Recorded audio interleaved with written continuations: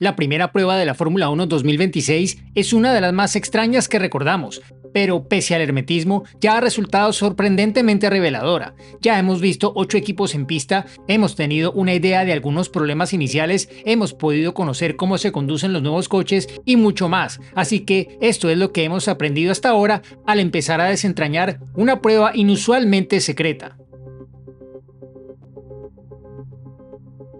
Mercedes, Red Bull y Haas se han repartido las primeras distinciones entre ellos. Mercedes, favorito antes del inicio de la temporada, superó a todos al salir de boxes el primer día y tuvo una jornada muy productiva en la que tanto Kimi Antonelli como George Russell pudieron pilotar. Entre los dos acumularon más de 100 vueltas, una hazaña que también logró Isaac Hadjar en solitario con el nuevo RB22 que marcó el mejor tiempo el lunes, pero Hadjar acabó chocando este martes sobre la pista húmeda. Y antes de eso, estaba claramente encantado con lo que había calificado como un primer día muy bueno de Red Bull, admitiendo que le sorprendió haber completado muchas vueltas más de las que esperábamos. Pero Haas superó a ambos equipos en kilometraje durante el primer día, ya que Esteban Ocon puso a prueba el nuevo motor de Ferrari al recorrer 154 vueltas, es decir, casi 3 distancias de Gran Premio. Los tiempos por vuelta en sí mismos significan muy poco en esta prueba, o casi nada, a menos que se sepa que un equipo vació el depósito, agotó la batería y aún así terminó a 5 segundos del ritmo. Pero todo ello es una referencia útil para el resto de la semana y da una pista sobre quién parecía sentirse cómodo, al menos para empezar a apoyarse un poco en el coche. No hay duda de que estos equipos han empezado con buen pie en cuanto a fiabilidad y a familiarizarse con sus coches, aunque en el caso de Red Bull, el único equipo que ha rodado lunes y martes y el que más kilómetros suma hasta ahora, haya enfrentado su primer revés con el choque de Hadjar en la última curva. Por suerte, al completar ya 2 de los 3 días disponibles de prueba, tendrían hasta 2 días para reparar el coche y salir a pista de nuevo el viernes. Esto de contar con todas las piezas necesarias, algo que a esta altura no se puede dar por descontado. Una vez que el RB22 real salió finalmente a la luz, pudimos compararlo con la maqueta conceptual 2026 que Red Bull nos reveló durante su evento de lanzamiento en Detroit a mediados de enero, y hay un par de características de diseño interesantes que en realidad se remontan a épocas pasadas de la Fórmula 1. Probablemente no te sorprenderá saber que hay muchas diferencias sutiles pero importantes entre el prototipo de Red Bull para 2026 y su interpretación real de las nuevas normas. El morro es más plano y corto, con pilones más estrechos que lo conectan a un plano principal del alerón delantero más redondeado que cuenta con endplates rediseñados. El Red Bull real tiene el deflector de 3 elementos al estilo Mercedes en la parte delantera del piso, cuyo borde también está curvado al estilo Ferrari para crear un elemento adicional que controle el flujo de aire. También hay diferencias significativas en el diseño del pontón y la cubierta del motor. El Red Bull real tiene aberturas más grandes en la toma superior, pero un diseño más compacto dentro del propio pontón. Este embalaje tiene un aspecto bastante agresivo, lo cual es alentador teniendo en cuenta que Red Bull es un fabricante de motores totalmente nuevo. La diferencia con respecto a, por ejemplo, Audi es astronómica en cuanto a la confianza que cada equipo muestra respecto a las características de disipación del calor del motor de sus nuevos coches. Pero nuestro experto técnico residente en Fórmula 1, Gary Anderson, no llegaría a calificar el estrecho pontón lateral del Red Bull como un pontón cero, como el diseño de Mercedes que apareció al inicio de la era del efecto suelo, y afirma que es similar en tamaño y concepto a los otros coches que hemos visto hasta ahora. Pero no está tan lejos, y está claro que Red Bull también tiene una superficie expuesta considerable, lo que significa que, al igual que Mercedes, debe confiar en utilizar más el flujo de aire para generar carga aerodinámica en lugar de desperdiciarlo en refrigerar la unidad de potencia. Gary Anderson cree que Red Bull, al igual que Mercedes y Ferrari, se ha lucido en el área de los deflectores laterales, pero afirma que resulta curioso ver cómo estos diseños, sostenidos por 2 tirantes para mantener su rigidez bajo carga, van en contra de la intención de la FIA de evitar el llamado outwash del flujo de aire con estas nuevas reglas. Otro detalle intrigante en el piso del Red Bull, que también está presente en el Mercedes, es un corte en los laterales del difusor ligeramente hacia el interior del neumático trasero. A partir de las escasas imágenes del shakedown de Mercedes en Silverstone, no quedaba claro si se trataba de un detalle real del diseño o de un simple trozo de cinta adhesiva. Sin embargo, al ver el RB22 en acción, junto con más imágenes del W17, se confirma que hay un recorte significativo en esta zona del piso. Es posible que Red Bull no tenga un lateral en el difusor en esa zona que vaya hacia atrás y por lo tanto esté utilizando la aleta situada justo delante del conducto de freno trasero para ayudar a atraer el flujo de aire a través del difusor. Este flujo de aire se conoce como tire squirt o salpicadura de neumático debido a la forma en la que la rotación de la rueda lo activa. Se trata de un flujo de energía bastante elevado y si se consigue controlar y contener podría mejorar fácilmente el rendimiento del difusor. Gary Anderson considera que incluso se podría decir que esta característica es una versión moderna de los difusores soplados que aparecieron en los 80s, 90s y 2010 y más recientemente durante las dominantes campañas de Sebastian Vettel en el campeonato con los Red Bull Renault con motor V8 entre 2010 y 2013. Afirma que esta sección del piso utiliza un flujo de alta energía para optimizar el flujo de baja energía en una zona que generará carga aerodinámica, y eso es exactamente lo que hacían los difusores soplados. En la era de los V8 en la Fórmula 1, Red Bull y Renault fueron sin duda los mejores en lo que respecta a maximizar el potencial de los difusores soplados. Quizá eso sea un buen augurio para el primer año de Red Bull como equipo fabricante de su propio motor. Si tuvieras que elegir algunos equipos que pudieron tener problemas en la prueba, probablemente habrías acertado quiénes los tuvieron. El nuevo fabricante de motores Audi sufrió un problema técnico tras completar solo 27 vueltas el lunes por la mañana y no volvió a salir a la pista durante el resto del día. Tampoco salió a pista el martes. El antiguo equipo más propenso a estar en crisis, Alpine, está disfrutando de su nuevo comienzo con su motor Mercedes más fiable y aunque provocaron la primera bandera roja de la prueba, a diferencia de Audi, regresaron a la pista para completar más vueltas en la primera tarde con Franco Colapinto. Cadillac, el equipo más nuevo de la Fórmula 1, ha tenido un primer día de sortear problemas, en especial eléctricos, que limitaron particularmente el rodaje de Sergio Pérez en la tarde después de que Valtteri Bottas completara 33 giros en la primera mañana. El mexicano admitió que tuvieron muchos problemas.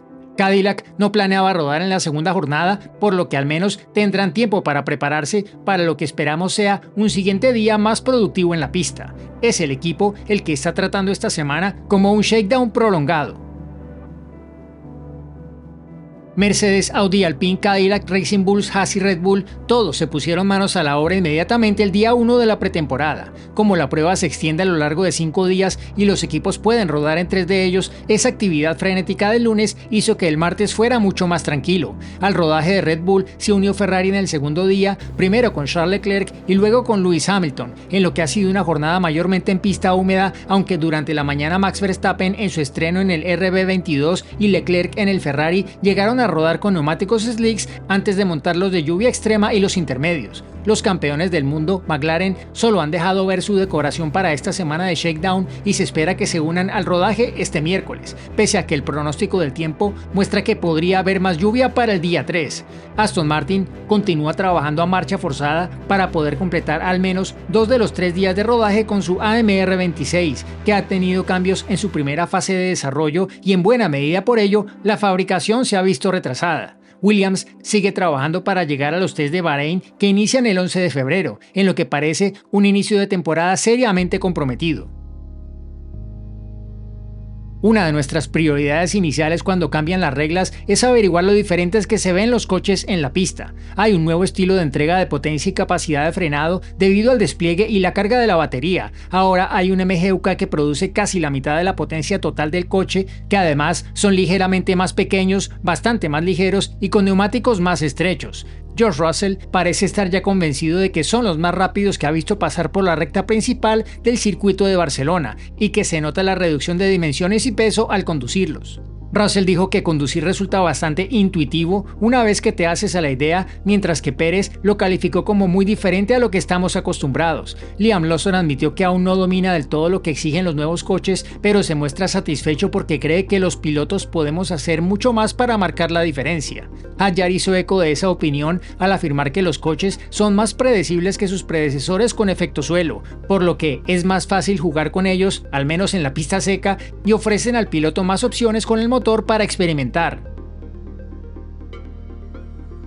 Este inicio de las pruebas es demasiado pronto para emitir un juicio sobre la velocidad o la lentitud de los nuevos coches, pero los resultados iniciales deben considerarse razonablemente alentadores. De acuerdo, el mejor tiempo de Hadjar fue casi 7 segundos más lento que el tiempo de la pole de Oscar Piastri en 2025, pero esa es una comparación directa muy injusta. Si nos fijamos en los últimos cambios importantes en el reglamento, no sería de extrañar que estos coches fueran al menos un par de segundos más rápidos al final de la semana. Según los datos de 2014, 2019 y 2022, en diferentes circuitos y condiciones, los nuevos coches han sido de media 2,4 segundos más rápidos al final de la prueba respecto al primer día. Y el tiempo de la pole position de la carrera de ese año es alrededor de 2,8 segundos más rápido que al inicio de las pruebas. Sin embargo, como máximo, la cifra puede alcanzar casi los 4 segundos. Esto se debe a que los coches y los motores se someten a un mayor esfuerzo, las condiciones son mejores y se están desarrollando mejoras.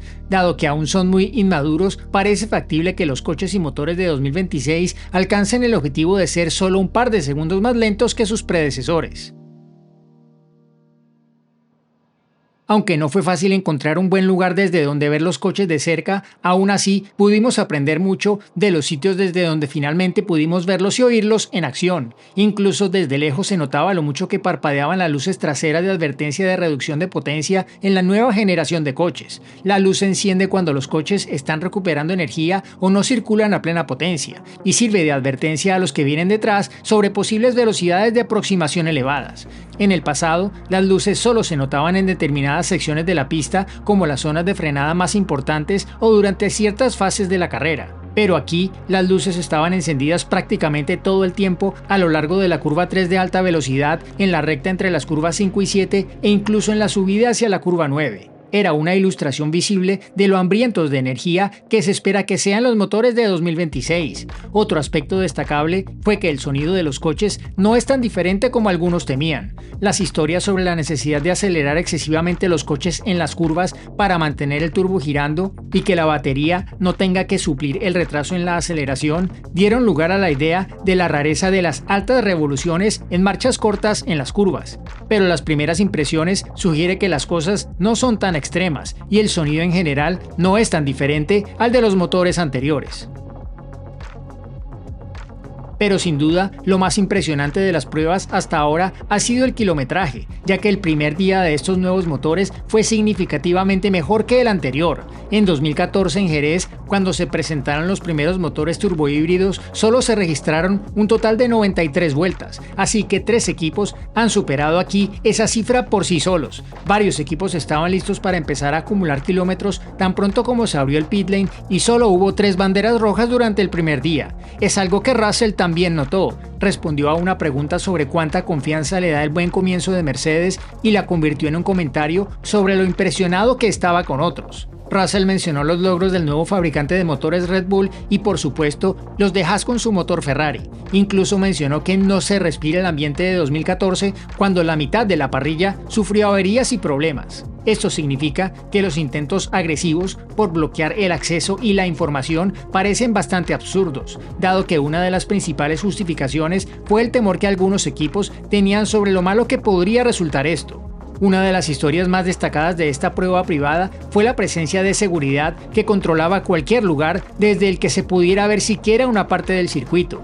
Esto se intensificó hasta el punto de que intervinieron los mozos de escuadra y se amenazó a la gente con multas, lo cual fue un poco excesivo, sobre todo porque el secretismo parecía innecesario, dada la cantidad de contenido que acabaron publicando la Fórmula 1 y los equipos y lo bien que funcionaron los coches. Siempre iba a haber una gran atención sobre la prueba y como no hay precedentes en la era moderna de excluir a todos los medios, era algo evitable. Había un compromiso mejor que este, ya que una gran oportunidad para educar e informar a los aficionados y llevar a la gente en el viaje desde ahora hasta el inicio de la temporada, convirtió el inicio de las pruebas, que debería haber sido un gran éxito para la Fórmula 1, en algo innecesariamente tenso.